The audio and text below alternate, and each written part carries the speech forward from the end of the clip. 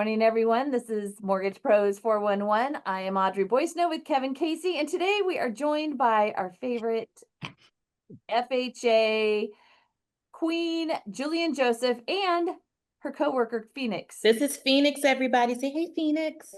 Phoenix, how are you? Okay. Looking at the screen. That's the end of Phoenix's cameo. He's done now. Right. He's like, that's it. Let me out. I'm done. Okay. So we typically at this point would talk a little bit about what is coming up in economic news. So on Thursday, we're going to have existing home sales. And on Friday, by some miracle, we're going to have CPI, Consumer Price Index. But if you're really missing our U.S. economic updates, feel free. We could discuss third quarter GDP for mainland China or inflation data for the UK and Japan. Anyone?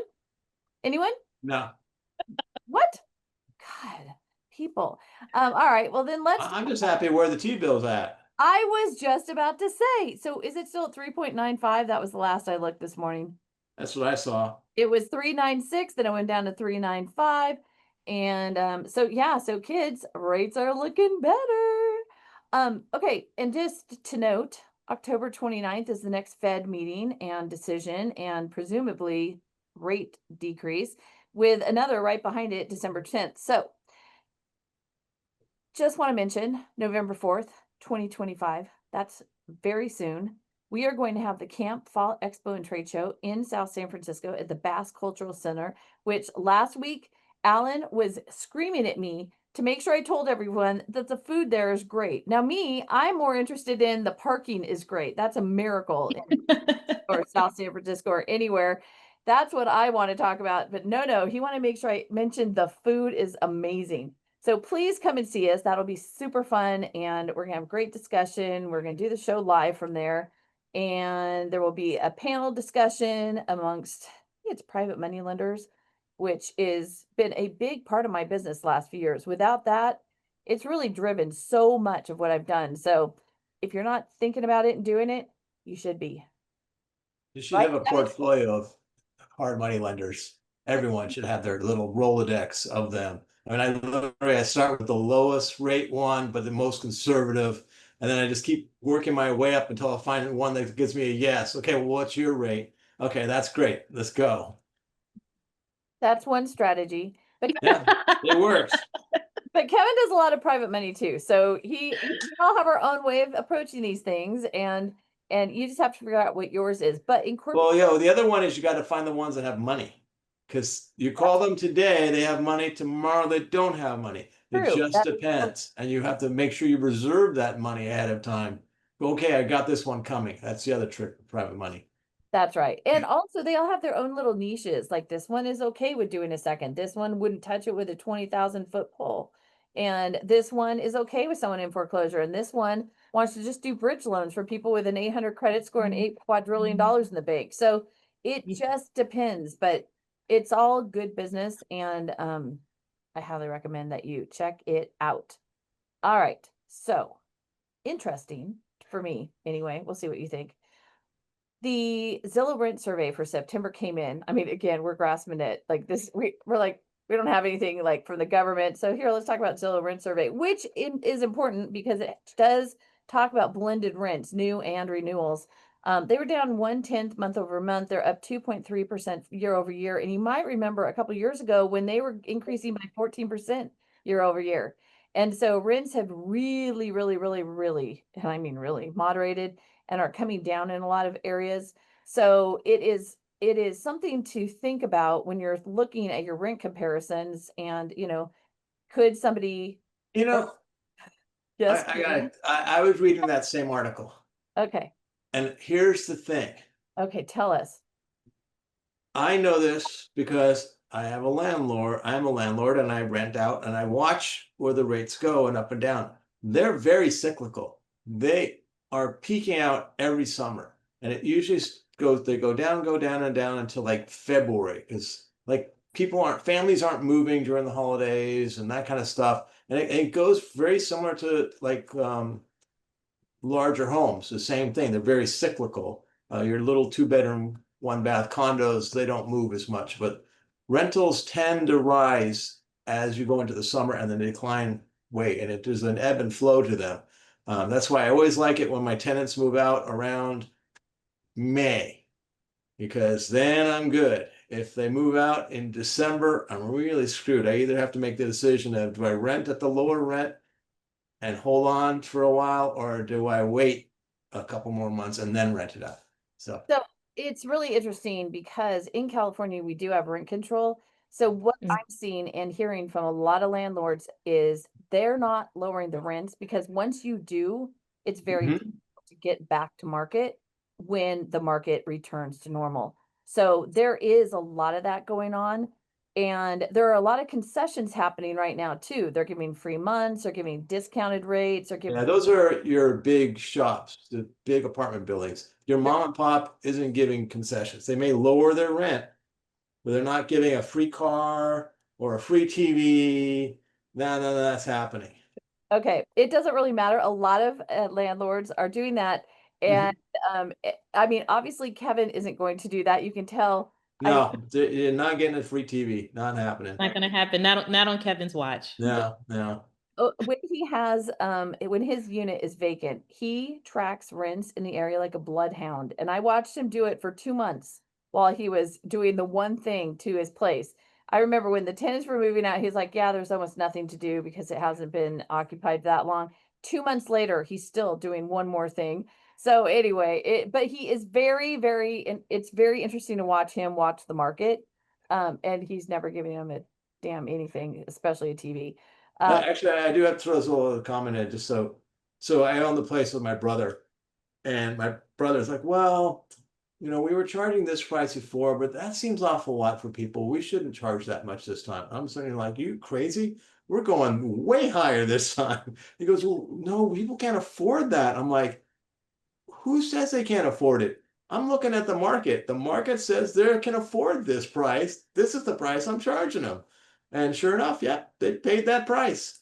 And he's thanking me every month because it's an extra $2,000 a month that's coming in that if he had gone with his price would have been hurting. So, No, he played it just right. I got to give it to him.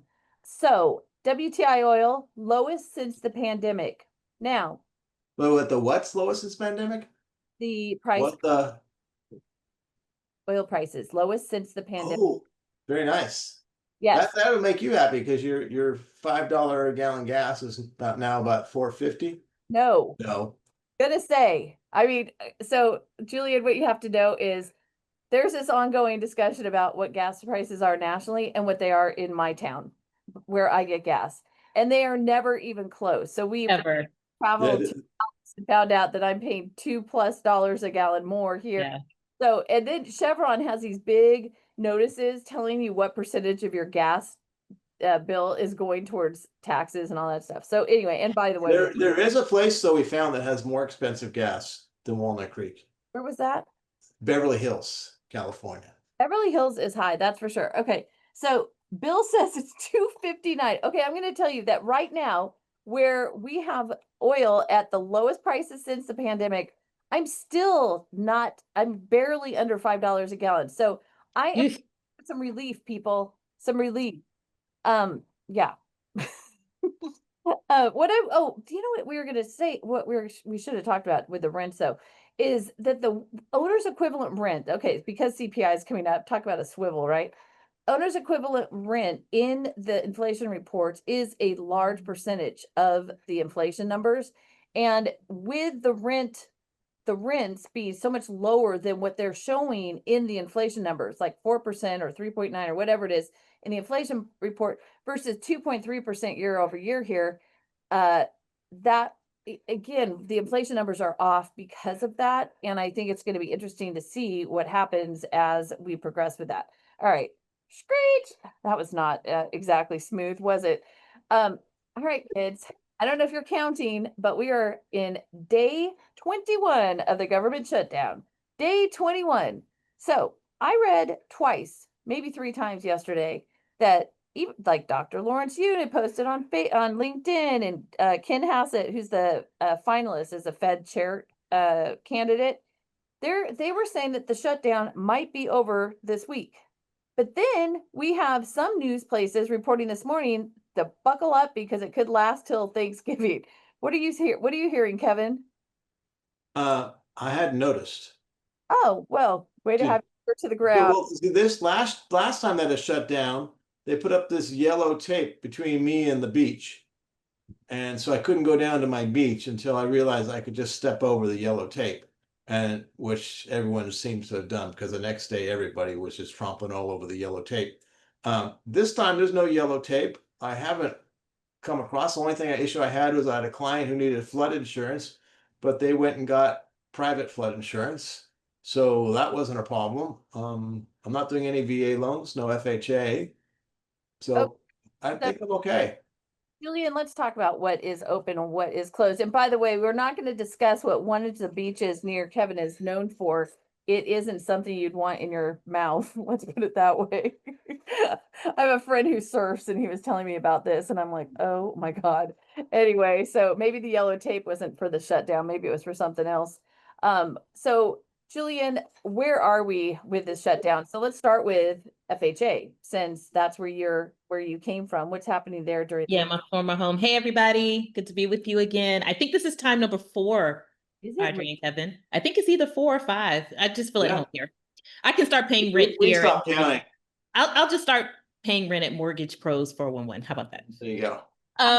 So it's good to be with you guys again. So yeah, it looks like on the FHA space for a lot of folks who are who have direct endorsement authority, it's pretty much kind of business as usual. That's what I'm hearing from my lender partners. It's usually the smaller lenders who actually rely on FHA in order to get their endorsements done that are starting to feel a little bit of the pain of the furloughs and some of the reduction in staff at FHA. A lot of the other things too that people are hearing, need something beyond a 4506T, beyond the transcript, might be a little sticky because Treasury, of course, is, again, they're furloughed over there. But I think that as long as you have automation in your shop, things should pretty much be going business as usual, unless you really truly need to put your hands on, virtually or otherwise, a human being at FHA. I think everything should pretty much be the same. As far as the other programs, the other Govy programs, USDA is completely furloughed right now. And of course, with VA, they're considered essential. So my Good. understanding is that VA is still operating with little to no interruption. But yeah, and of course, the GSEs are just business as usual because, they're not in the federal family technically. So don't know if you guys are hearing anything else other than that, but that's kind of what the word on the street has been to me. Well, the one that concerns me probably would be the Bureau of Labor statistics. And that's when they announce what the inflation rate is. That's how, or the housing numbers. Am I correct, Audrey, that that's how they come up with the new Fannie Mae, Freddie Mac loan limits? And if those numbers aren't coming out. Oh, that's interesting. I hadn't even thought. Okay, so what's funny about that to me is, so Julian, we for a few years, we did a crystal ball competition to see if people could figure out, like, guess ahead of time What the loan limits will be? Uh-huh. And Kevin, oh my God, he was obsessed. I mean, forget about working on loans. This guy was doing math and analyzing and recalculating, doing all this crazy stuff to figure out what it was. And also the bonus points were for guessing what day it was going to happen, that the announcement would happen. Can't go over by $1, I'm sure. We rounded to 50. I was about to say, is it the Price is Right standard that you Yeah. can't go over by $1? Okay. On their laws and their rules, their laws. So anyway, bottom line is this year, I mean, like, I don't know, 6 weeks ago, when was it that first, I think it was one of the big 3, they first announced and then other people followed suit. They've already announced their new loan limits, their temporary new loan limits. It was like, what was it, Kevin? August, September? I don't know. Yeah, September, last month. I mean, way ahead of time. Like, what is the point? Because honestly, based on appreciation rates that we've seen this year in this country, are we really expecting that the loan limits are going to go through the roof and somehow that's going to be such a great thing? And like, what am I missing here, people? Am I missing something? Well, they're not going to go through the roof. But a 3 to 5% jump is not out of the range for And housing.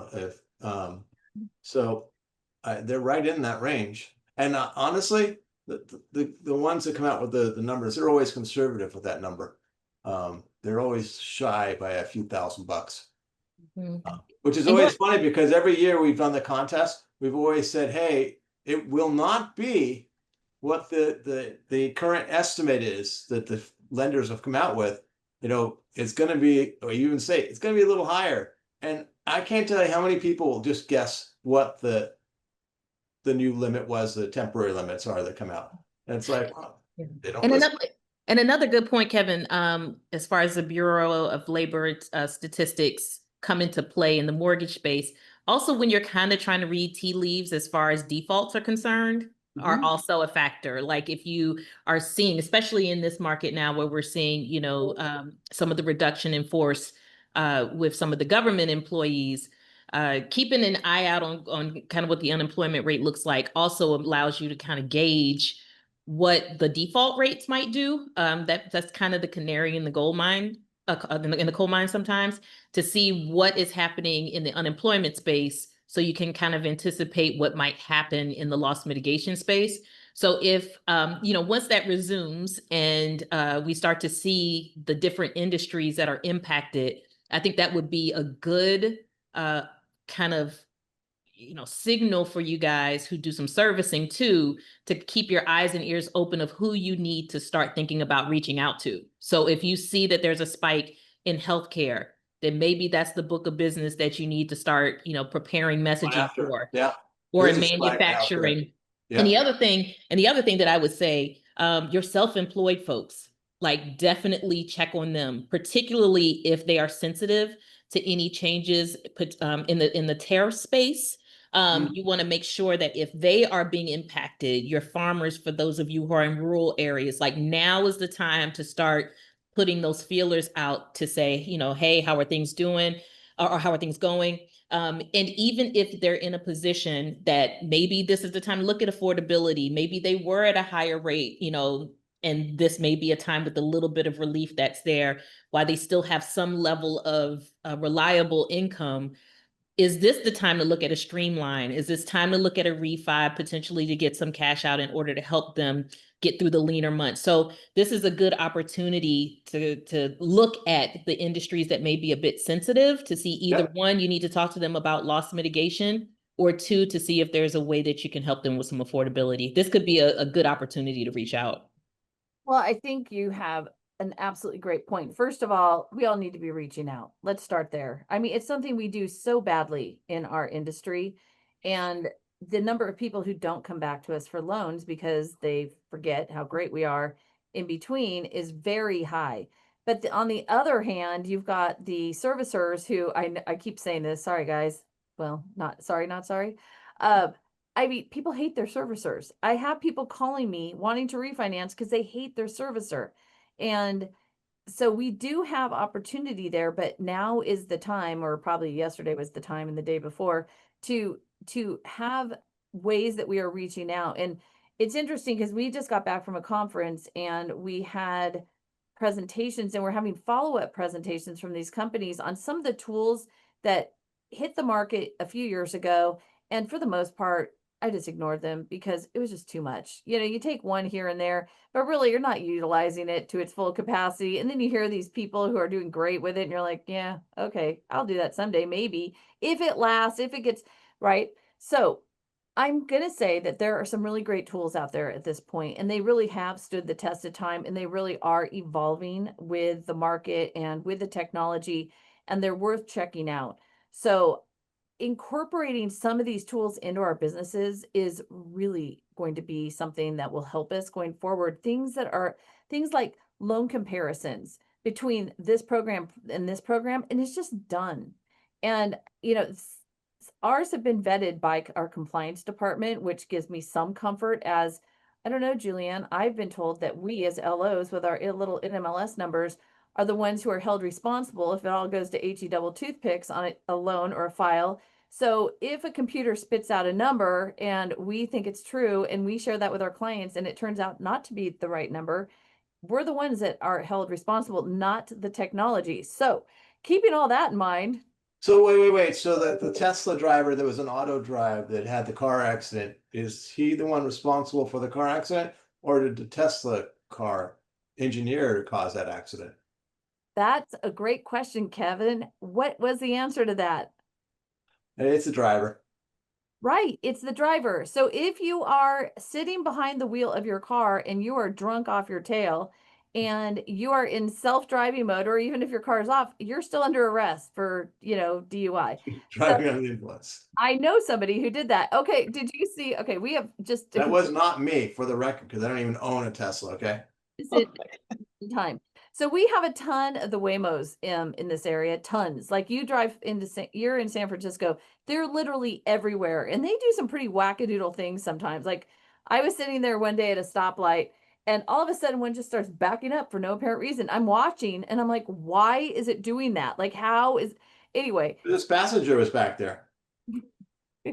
Yeah. Well, I saw one.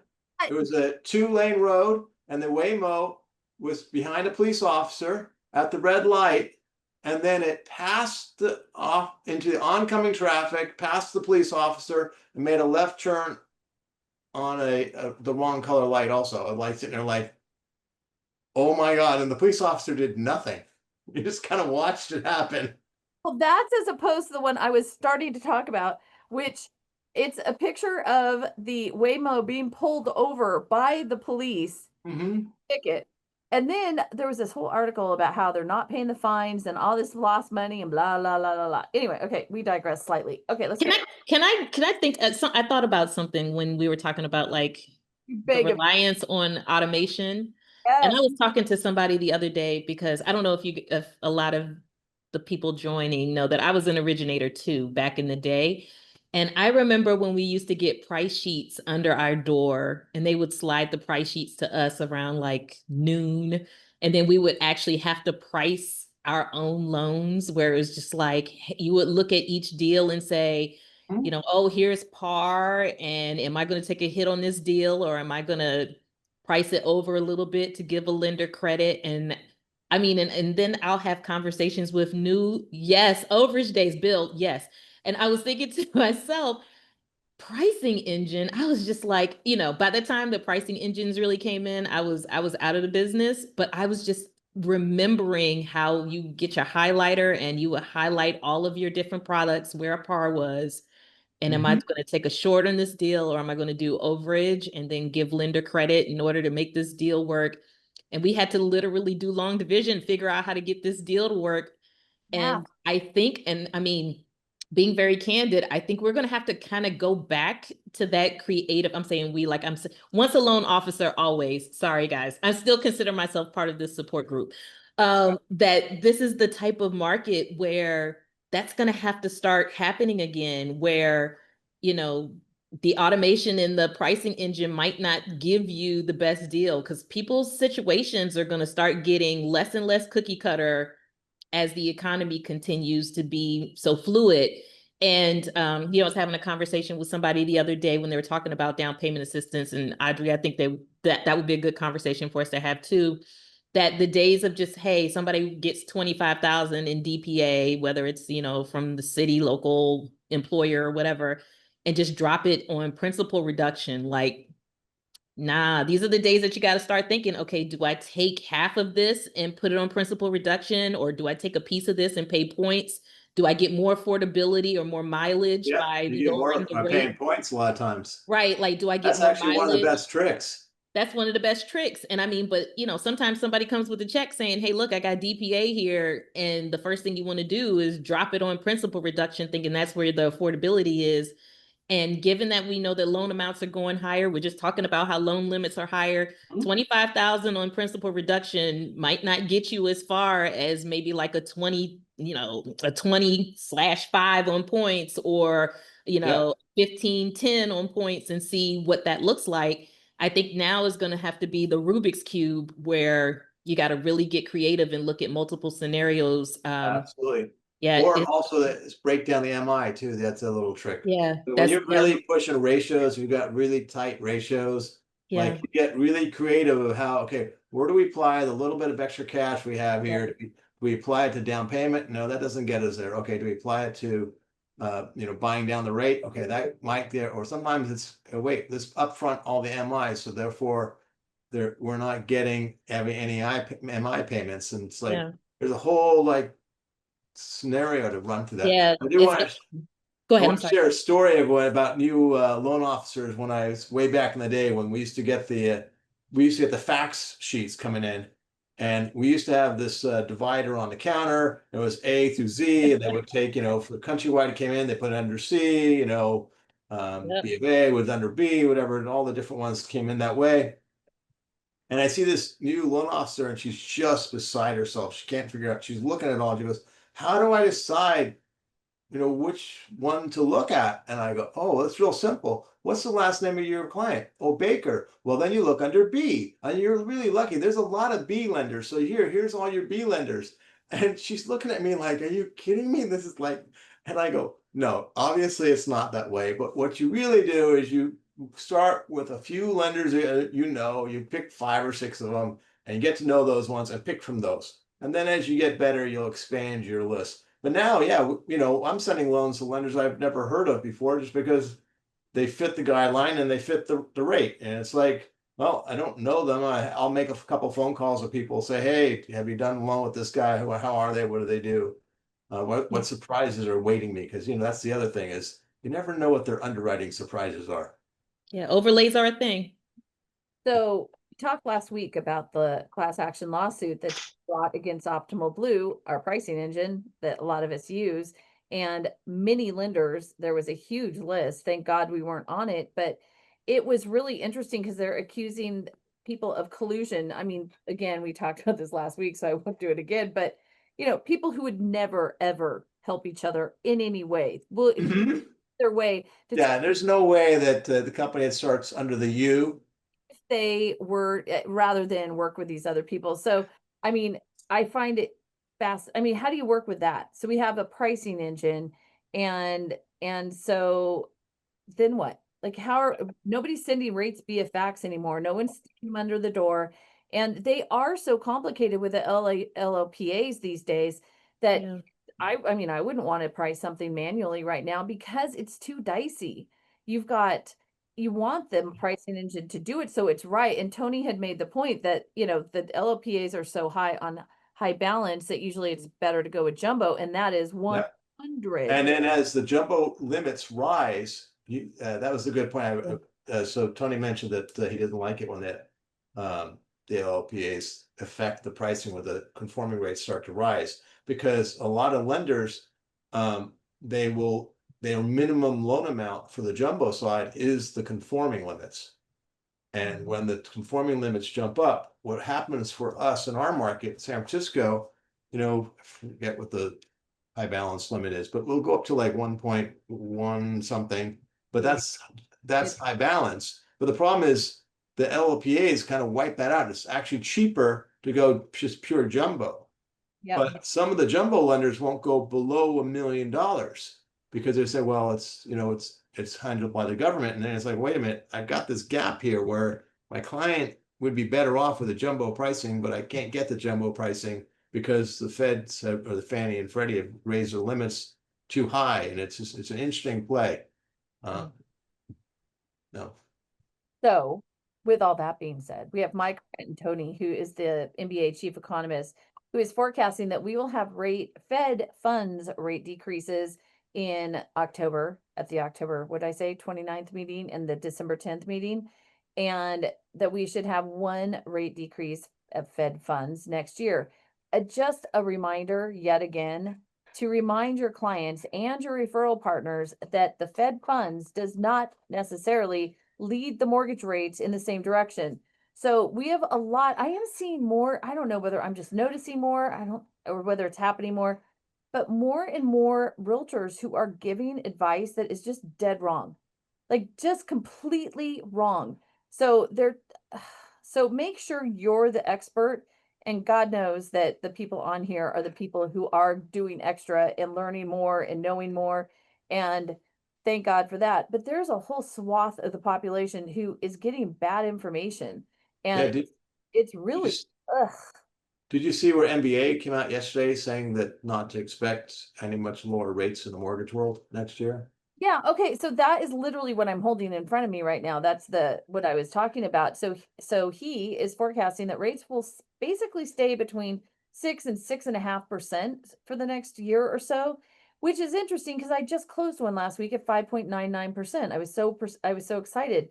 And I was pricing things this morning, and we're in the high fives without paying points in a lot of situations. So it really, I think it's going to depend on your client. It's going to depend on your company. Make sure I mean, don't shop for the lowest rate. I've never been a fan of that just because you give up so much, but we all want competitive rates. We all want good rates for our borrowers. That's important.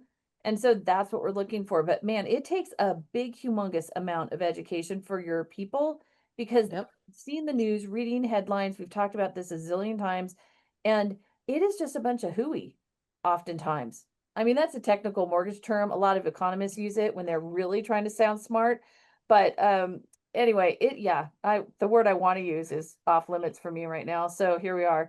Uh okay, so Franton Tony. I had to really work on his name. It took me a while. Frat and Tony, Frat is we call him Frat within the NBA family, but Mike Frat and Tony is awesome. Is he? He's an awesome guy. Yeah, he is. So he thinks that total home sales are going to increase next year to over 5 million units, up from 4.8 million units, which is their projection for 2025, which we're in October. So they're obviously hanging on to that, thinking that's where where we'll be. Say that 3 times fast. And that includes new and existing home sales. So the bottom line is, I think rates are the rates. And at this point, I mean, they keep talking about, well, we have 5 million people if the rate is who are refinance eligible, if the rate is this, and we'll have, 6 million if it's that.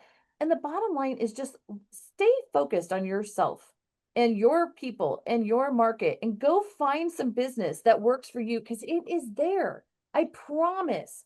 I promise. You know what I want? So historically, when everyone else is sucking air and partying their brains out in December, it's usually my busiest month up until the last couple of years. And my goal is that December is my busiest month this year. So we'll see. Actually, usually December is my busiest month for closing, not my busiest month for origination. I'm talking It's about also my favorite month because I make a lot of money and I don't have to work hard. okay, you're not working hard in December. You're going to be sucking wind January and February. So do not let your foot off the pedal. You can go to parties, still work. It's possible. Kevin hasn't figured out how, but you can do it. So the NBA, by the way, for the week ending October 10th, they were saying that mortgage application volume for purchases, it was down 2.7% for the week, but 20% higher than last year. And then refinance had gone down 1% for the week, and we're 59% higher than the previous year. I mean, those are big numbers, guys. Huge increases. So if your business is not increased to the level that, reflects something like that, look at yourself. What are you doing? What are you doing? What could you be doing differently? Yeah. I think that this will be interesting to watch too, because, if you squeeze one side of the balloon, the other side gets bigger, right? So I'm curious to see if more people who were thinking about listing are deciding to stay because they think that there is, some advantage in refining, how you like love, love to Yeah. list it, or you know what I mean? Like, I'm wondering if people are going to start moving into that mode. But with that being said, I wonder what that impact will be on the purchase market and supply.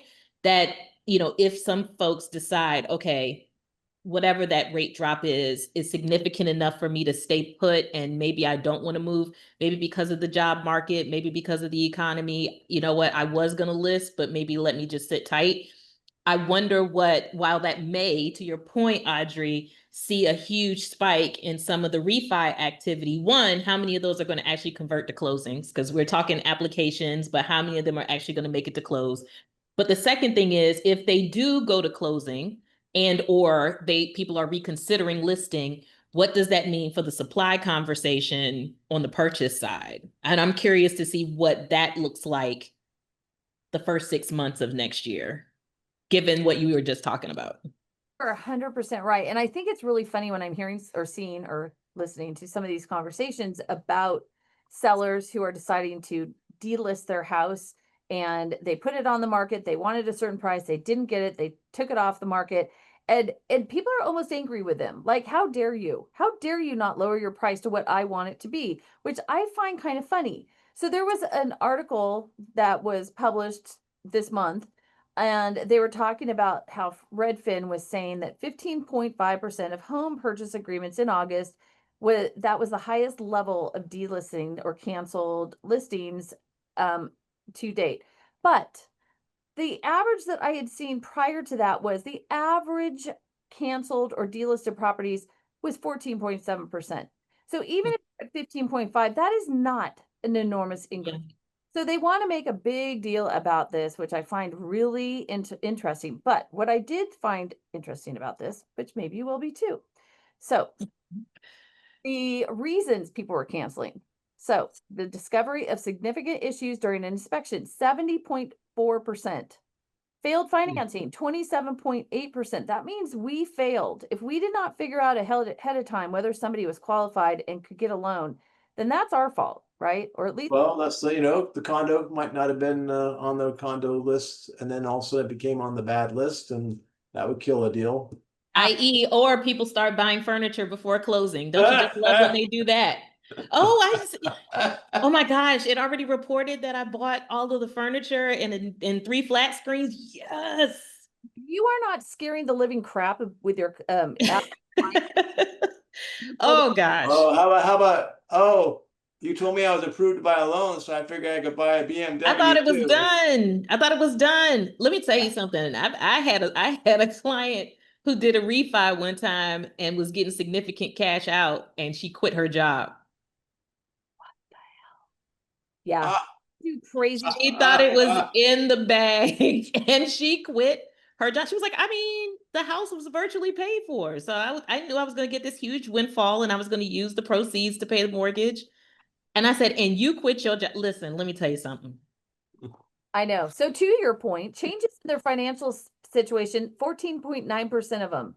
Okay. And so it's that. And then in rare cases, contracts fell out because the seller backed out, 11.5%. So that's the last thing on the list as far as reasons people are canceling. But they did talk about some of the buyer expectations, which in my opinion are a little much. So there was one buyer who had 78, that's right, kids, count them, 78 requests for repairs. And then when the was not willing to do everything they'd already been given some sort of break in the purchase price, they wanted another 100 grand in purchase price off, and the seller was like, I've seen that. Good. No way. But this is a very weird space that we're in because it is not definitively a buyer or seller's market right it's now. mixed. Like there was a time when when the summer was super hot and it was clearly a seller's market where everybody was like going over asking, right? But now there are some conversations where, okay, not as many people are qualifying like they were because the economy is shifting. So then buyers are starting to think, well, you're not going to get everybody like me. So let's swing for the fences. This is a very weird time that we cannot say definitively, are we in a buyer or a seller's market right now? Because everything is kind of in flux on the supply and demand side. It's interesting too, though, because I have a situation where I've got some buyers who, they're in contract. They had been waiting for their buyers to sell. They had a contingent offer, and their people sold their place, but now they're asking for some things, and they were just really upset about, as they wanted a certain something. And I said, don't lose the sellers. Not lose the sellers. I said, okay, everyone is gonna be shocked by this. I don't boss you around all the time. I told them that. It was true, sort of. But don't lose your sellers. I'm telling you now, because it's really important that because again, it was very emotional. The response was really emotional. It didn't make a lot of financial, like it wasn't because of the money necessarily. It was, how dare they do this because we waited and blah, blah, blah. So we have to be strong with our buyers, with our sellers, the realtors. The deals I'm seeing come together quickly, and the places that I'm seeing go good realtors. It Yeah. really has a lot to do with the realtor and their relationship with the seller. And then again, you've got to have the right buyer on the other end. So I've also found, and I know Kevin has seen the same thing, where you almost need your buyer to get whacked around a little bit because they don't understand the market. And some of them Yeah. feel that pain until they to get it. And then they're like, oh, I get it. Okay, so it's not totally a buyer's market. So I can't ask for the, the wind and the moon. I've got to be reasonable, and then it's fine. Yeah. Yeah. I had an interesting conversation with a real estate agent. She's like, "Oh, Marin County is totally dead. No one's buying any houses." I'm like, "That's weird. I'm in contract on a house to buy a house in Marin right now. Like, how are you? Where are you looking? Because definitely I am counter to your position there. Oh, what's the price range?" And they, well, it's around $800,000. Oh, well, I only sell homes that are $2 to $3 million. I go, well, you've been doing this for a while, right? I go, you know that larger homes are very popular in the summer when people are moving around for schools, and they're not as popular as we go into the fall season, winter. Like, you know better. Why did you take that listing thinking you get the same price you can get in the summer, and then you complain that you're not getting that price? That market is gone. You know that. You've been doing how many years? Of course, I don't think I got her as a realtor, but Just closed a deal up in that neck of the woods for almost $3 million, and it was people who were upsizing. yeah, Yeah. yeah, you did too. That's right. Yeah, So it's like there is, everyone wants to have an excuse for what, oh, my business is down because of this. No, how much time a day are you spending on your business? How much time are you actually working? Or are you just waiting for this stuff to fall out of the sky? Ooh, that was a close one. I almost had an expletive fly out of my I'm mouth so proud of you, Audrey. You're doing very well today. too. God, it's really something. Growth. I am so proud of you, Audrey. Oh, God. Audrey, I'm proud of you. I'm proud of you. Anyway, Can I add something? yes, my gosh, please. So, and another thing that I want to share with you guys, and I talked to Audrey about this before we got started today, that in a lot of the speeches that I've been giving at different conferences, there's a factor as well with first-time home buyers that I just wanted to kind of like sow a seed for you. Is that a lot of these kids, and I say kids because I feel like I'm old enough to say that. I never thought I understand it and I get it now, but your millennials and your Gen Zers and the folks who are just now old enough to start thinking about home ownership, you have to remember that these are the kids of people who lost their homes during the housing crisis. So there is something that's already kind of embedded in their DNA that banks are bad, mortgages are bad. I think the average rate or age for the first time home buyer is like 38 years old right now. And that's not by coincidence. I think that for whatever reason, that conversation hasn't been had with them, that this is a different market than your mom and dad went through in 2008 and 2010, through 2010. So I think that when we're having these conversations and you see the cold feet, or you see that no matter what you say or no house is ever good enough, I think that part of that advisement that we're talking about in this conversation of having to go deeper and really educate your borrower, some of that is going to have to be, acknowledging that there is a thing that they can't name that is making them resistant, because I don't care how low the rate is, how beautiful the house is, the deal can be perfectly packaged. There is still going to be some anxiety there that they might not even understand why, but they grew up in an environment where they were hearing that banks are bad and lenders are bad, and that they're going to try to take your house from you and they don't work with you and everybody's just trying to get rich and not care about me. So I'm just going to continue to rent for the rest of my life because that I can control. Like, worst case scenario, I hate my situation, I can move in a year or whatever. So I think that sometimes you got to name a thing in order to address a thing. And they might not even know, but as the doctor, the mortgage doctor in this situation, you can ask somebody and say, you're walking funny. Is there something wrong with your knee? You know what I mean? Is there something going on with your hip? So if you can hear that there's a buyer or a borrower that cannot be satisfied, and they're probably younger and this is their first time out of the gate, it can't hurt to have that conversation to just kind of say, hey, look, I know that this is, you know, a scary, huge transaction.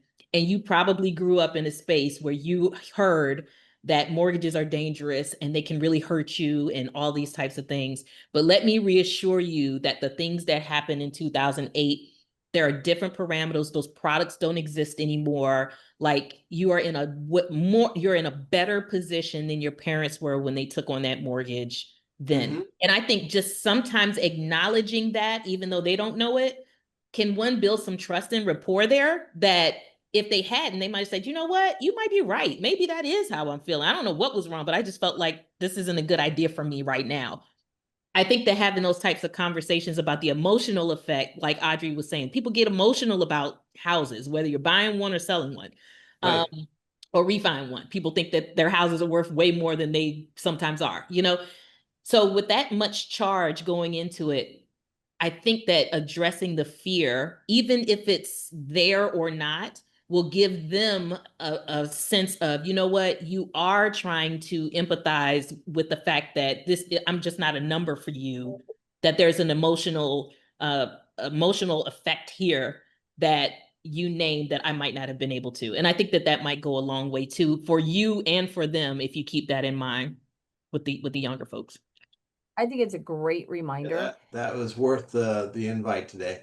Yeah, Oh. that absolutely. I think that maybe we feel them out ahead of time and see if this is how they feel, just in case they don't have this already in their head. We won't. Yeah.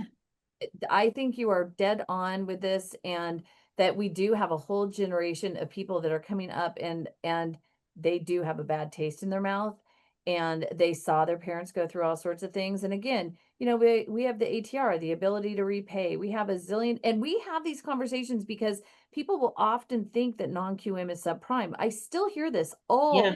the time, and it couldn't be farther from the truth. I mean, my subprime, God, listen, I'm really great. My non-QM borrowers are so solid. It's crazy. Like they have great credit scores. They have money in the bank. They have equity, you know, but we're not having to dot the I's and cross the T's on the income, or there's something, right? So these are great loans. They perform well out in the secondary market. And we have a whole different world we're living in, but we need to, it just comes back to this over and over and over again every week. Education and countering those headlines that are such a pile of garbage in a lot of cases. And in for the we have some news reporters who watch our show, and I have been told, and so has Kevin, that they write the content, but the editors tweak the headlines. So often, if you read the actual article, it's dead on the money. It's really good. It tells you everything. Right. Well, the headline's totally different. That's right. Exactly. I'm going to start doing that actually on our headlines. What? Our headlines when I send out the flyers. I was doing completely different. Flyer situation. It's in such a flux, and our headlines are always rough. We are not marketers, but you know what? We're doing the best we can. I'm thinking like home prices crash. That would get a lot of people watching. No, the clickbait. That's the clickbait. Rates hit all-time low. No. I heard somebody who has a lot of people following them. I heard him today talk about how we're going to have 20 to 25% less, you know, the values are going to decrease and all this stuff. And I'm like, okay, then you get one or two people who are saying this, and then it turns into this whole thing, and then people get paralyzed again, and they don't live their free. We definitely don't want, that's one way to get the rates down, and we don't want that to happen. Okay. The only way that, I mean, honestly, and that's another education conversation too, is that, you know, when I have people who, you know, even though I don't necessarily advise borrowers directly anymore, they'll talk about how high the interest rate environment is. I think we talked about this the last time, and I was just like, this is literally the rate environment we were in before the housing crisis. Like this is where we were, but I think, but we were in an artificially low interest rate for so long that people adapted their you know, the way that they lived based on these, you know, artificially low rates. So 3% became the norm, when in actuality, it was the recovery rate that just lasted for, I don't know, 16 years. But people just grew comfortable and adapted to that interest rate environment. And of course, we saw how it overheated that summer. And I think that, while the quick increase in rates, I think was the equal and opposite reaction to how hot the market had gotten. I think the fact that it happened so quickly, it felt like, you know what, this is some explosion of rates. But I also think that the other factors that we're seeing, like inflation and other things in the economy, are making that 6% rate feel a lot heavier than it did in 2008, because there are other economic factors that are making life more expensive because the cost of living is more expensive. But when we're looking at apples with apples, this is the interest rate environment we were in 2008. So I'm trying to educate people on, it's not the rate, it's more the economy that we're kind of looking at that is making this feel so heavy. But again, they were babies, like when the interest rates were 6%. This sounds like, in their mind, the rates have doubled. And this is really kind of like a market correction to take it back to where it was.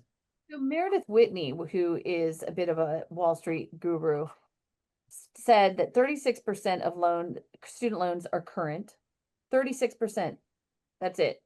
Do the math. Wow. Current. 60% of households are tapped out, and auto loans have grown by 100% since the crisis. So when we're lamenting the interest rate being at 6% versus 6.5% versus 5.5%, okay, we have the average car payment at over $725 a month. Do that times 2. We have care costs that are thousands and thousands, endless thousands of dollars a month. Do the math on that. Nobody cooks at home, or many people don't cook at home. Do that. And then we're beating the crap out of the cost of housing, which, yes, it's high. But when you start looking at the overall picture and our lifestyles, et cetera, that's what we need to be thinking. How bad do you want it? How bad do you want the house? Well, and Yeah.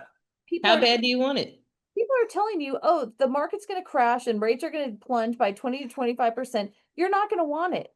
So you lose sight of the whole picture, which is you have a neighborhood and a community, and you have roots, and you have an asset that builds every month in value.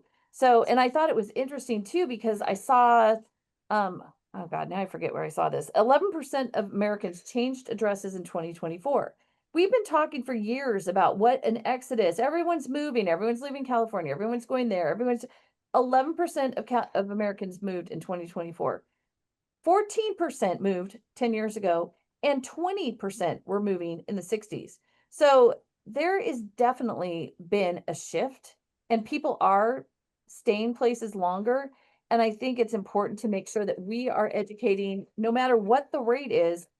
Can you afford to buy a home where you will build equity and not be flushing all of your money that you spend per month on a housing down the toilet into somebody else's equity position? So, yeah. Okay. So there's a couple things. So number one, so we have Russell Voigt at the CFPB still saying he's going to shut it down. We'll see. The court keeps saying, no, you can't do that. He keeps saying, I don't care what you say, but we'll see what happens. Hopefully they don't get shut down, because they didn't just cover mortgages. They covered things like debt collectors and car loans and all sorts of things that have shady folks doing all sorts of shady shit. Excuse me, couldn't help that one. You know what? You made it 56 minutes, and I'm Audrey again. You didn't watch it. My girl. Mother would have been shocked. Let me write that down. 11:56. I get a nod. So Tony, who actually knows me and probably knows how hard it was, he said, "Be yourself, Aud, let it fly." And I'm like, I'm just going to do that. All right. Well, come up, come out. It's the same. So this is home builders. How are they feeling? So it's still crap, but they're feeling better. So current expectations went from 34 to 38. So anything under 50 is contraction, which is not great. But if we're getting better in contraction, okay. So future sales expectations went from 45 to 54. I mean, that's a big jump in a month, right? Buyer traffic was at 21, went to 25. So they're feeling slightly better, which is promising and not something that, we've seen recently. Also interesting to note, if you're in California or do loans in California. So there was a Supreme Court ruling a few years ago that basically said, if the government seizes your property to pay a debt like taxes, it can't keep more than it's owed. weirdly, California being California, there was a carve out, and California did not correct this till just now. So the governor just signed a bill stating that, and they were doing all sorts of trickery, like they would transfer the property or transfer the lien to another, um, you know, department or I don't, whatever. Yeah, there was a story about someone that owed $6 and some back fee or something.